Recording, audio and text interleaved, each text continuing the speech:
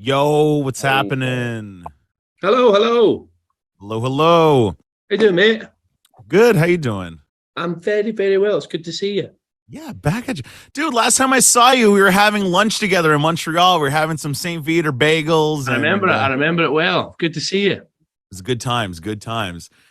Look, latest single from Louis Capaldi hitting radio now. Forget me not. Don't you forget me not. It's like it's kind Yeah. of Yeah, uh, yeah. I think. threw that in there. Why not? Yeah. Welcome back to the show. Louis Capaldi, it's happening, man. Thank you, man. It's good to be here. Thanks for having us.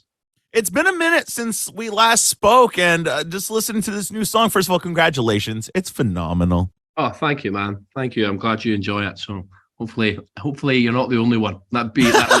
I mean, that's half the battle, right? Yeah, yeah, exactly. Yeah, yeah. It's good though. Thank you, man.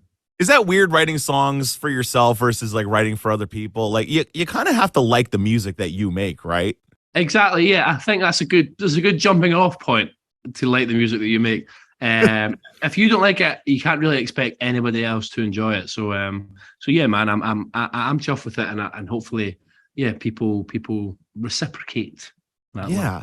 Last time we spoke, I mean, I had just lost my great grandmother to cancer, and we were talking about losing grandparents and someone you loved and everything. And I mean, you're pulling from personal experiences. Are you pulling from more personal experiences this time around, or are you writing from a different point of view? No, it's definitely it's more of the same, man. In terms of like going from my life, I try not to talk too much about like being like one of the biggest things I want to do is like write an album about being famous because like Right. who no one cares about that. Like I don't care about that. I want to hear like real stories about like the most human aspects of people's lives. So I think for me it was like about just writing about that stuff, the same stuff I was writing about last time. That I've kind of maybe more so this time been a bit more open and a bit more self-reflective in a lot of this new material about like my own mental health for anxiety and anything like that. Mm. But yeah, it's very much my own experiences. There's not really anything that I take from another angle. I can't that thing of like write what you know really resonates with me. I don't know anything else except from my own experiences. So it's hard for me to write about anything else. Yeah. Yeah. It's almost like you're a country artist in a way. Yeah, I like it, mate. I wish those guys make bank. Right? I just went to a Honestly. big country festival this past weekend and I'm like, people like to talk trash about country, but like it's basically Def Leppard and Bon Jovi, but in an arena. Amazing. That's amazing. Are you joking? And then they all own bars in Nashville, and you're like, what? That's Yeah. incredible. Yeah. You're going to the Louis Capaldi Rip Ride Rodeo Bar and Yeah, Grill. Like, you know it. That's it. We love it. We love it. have you've been doing a couple of gigs here and there? I saw you posting. I'm cracking up because I just found out about this thing called BeReal. A Oh, buddy of mate. mine's on it. Like he's 21 and I'm 28, and like the younger like 20s are all into this BeReal thing. And I was cracking up at you posted. I'm like, how does Louis Capaldi know about BeReal? Like, I love it, man. It's amazing. I use it for like only my friend, like people who know like me. yeah, I mean, I don't want it to become something that I'm followed on by like millions of people. I want it to be like yeah. 300 people like who I know and love. But it's like, yeah, no, I love it, man. It's amazing. I just love like we all have it on tour, like all the band and crew and stuff.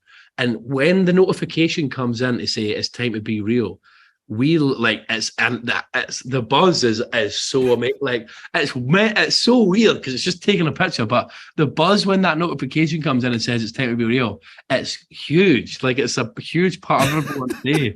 And then It's we're so all, ridiculous, but like at the same time, it's like you got to do it. oh, but it's genius as well. It's like, but the one thing I would say is that they should make it even more real. Like it should be like Hmm. if you don't take the picture in those 2 minutes, it's done. You can't Yeah, take. yeah. You shouldn't be able to take it later. You should have to take it right there and then, or you're not taking the BeReal for that day. There should That's be like a time limit, like you said, like a 2 minute. Like you could be in the middle of any type of scenario, you still have to post it. yeah, yeah, yeah, yeah. We like shame people if they've posted late on or they've retaken the picture. It has to just be first time. That's it, and that's all. Wait, But yeah, man. do you get a notification if somebody retakes it?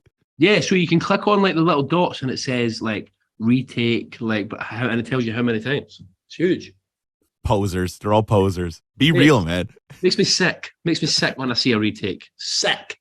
For this new record, you're working with some really cool people. Before I talk about that, I mean, what's the sound and overall vibe you're going for on the record? Is it going to be more of like an organic kind of sound, or is it going to be more produced? It's exactly the same thing again, Jeremy. It's the same thing again. No, it's. I just wanted it to be. It's like I wanted to. I love the music on the first record that we're making. I didn't want to like change any of that. I'm still in that. Yeah. Still very much in that zone. And I wanted to just give people like the last two songs I wrote for my last album were "Someone You Loved" and "Before You Go," and they were obviously the two biggest songs of that record. So it's like Right. I felt like I was just kind of hitting my stride. So I didn't want to like change lanes or anything like that, release an experimental jazz record and anything like that. I wanted to just like I wanted to just nail. I feel like there was I feel like I could do better than the first record with like in that world. So that was the aim. And not to say like we've taken a lot more time on the production of this record. We've worked with I found the people who I love working with and I worked with them almost exclusively.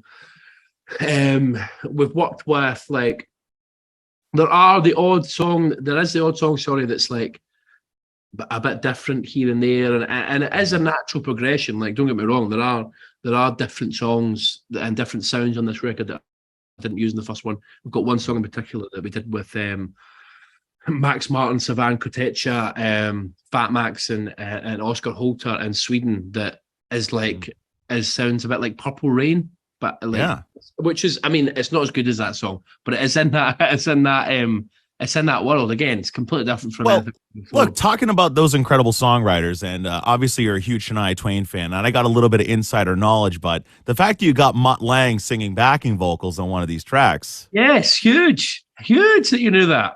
Wow. Yeah, I know some cool people. I'm working with some cool people, and like, because I'm a huge Mutt Lange is like my idol, and like when I somebody told me that, I was like, what? Incredible, yeah. So that on that Purple Radio one, that he's the back vocals, and it sounds outrageous, like outrageous. It's honestly incredible. So yeah, I'm gassed about that as well. Like I'm the exact same as you, huge fan. So it's like it's mad to see. It's mad to have that like on the record. Yeah. I mean, first of all, like, that sound is iconic, right? Is it like the Def Leppard style backing vocal, or is it the Shania "You're Still the One" kind of backing vocal? I'd say it's somewhere in the middle. I would say it's somewhere. I wouldn't think it like it wouldn't feel out of place on either of those like type of records. Do you know what I mean? It's I'm proper buzzed about it. It was that was like Max had sent it out and he was like, we've got Mutt Lange doing these backing vocals, and it came back, and I was just like, it makes the song. Honestly, it's incredible. Was that something you pitched, or like, hopefully, like Max, like it'd be really cool if you get Mutt to like do this, or like, did he just say, "I'm going to get Mutt"? Yeah. He was like, we should get Mutt Lange to do the back vocals because it is that song in particular is so of a style and of a certain sound that he that Max just had the genius to go, let's do it, and the song's all the better for it. It's incredible. Mutt, look, it's already my favorite record of 2023 because you got Mutt Lange and Max Martin. I mean, what more do you want, right? Louis Capaldi, new song "Forget Me," hitting radio. You got to hear on the Beat 92.5 in Montreal. What can we expect? I mean, obviously the record's going to come out at some point next year. Going to be hitting the road, big tour. Like, what's next? Yeah, man. I think hopefully I'll get over North America way before the end of the year. Do some like bits and bobs over there. But then I think, the aim is to go on a tour next year if the record doesn't flop, and we can go and it's financially viable to do that. Right. But yeah, man, it's just more of the same, man. I'm eager to get back out and playing new songs and stuff. Don't get me wrong, I love playing these old songs and doing the odd show here and there over in Europe, but I'm chomping at the bit to get back and do some more stuff and see how people react to it. Yeah. I love it. Well, look, next time, hopefully we'll get some more time. We'll chat a little bit more about Mutt Lange and stuff. Absolutely. Legend. Some boy.